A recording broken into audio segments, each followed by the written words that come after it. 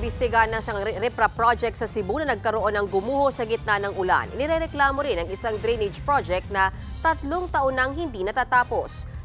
Sa frontline ng balita si John Aroa ng News 5 Visayas. Sige.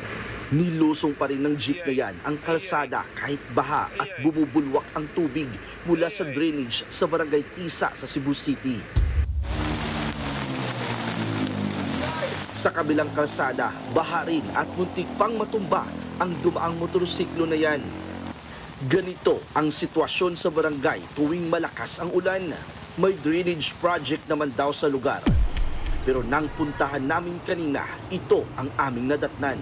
Binungkal na daan, tambak ng bakal at may 3 trabahador lang. Hindi pa pala ito tapos. Ang mga residente, dismayado. Ilang taon na to.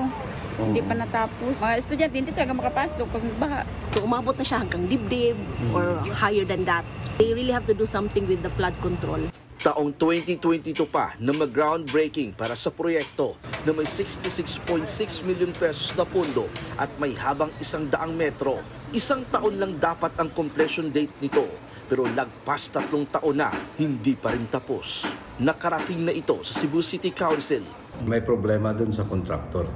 Matagal na yun. Baka may pagkukulang doon sa mga tao nila at saka sa mga equipment nila. So we need that to investigate.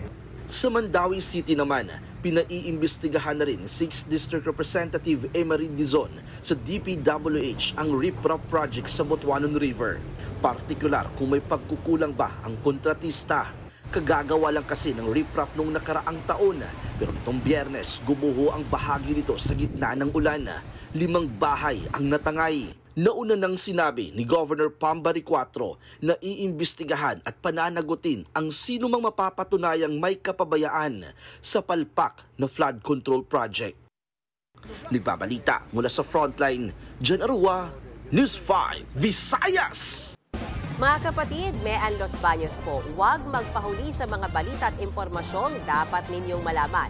Para sa mas malawak na balitaan at diskusyon, mag-follow at mag-subscribe na sa social media pages ng News 5.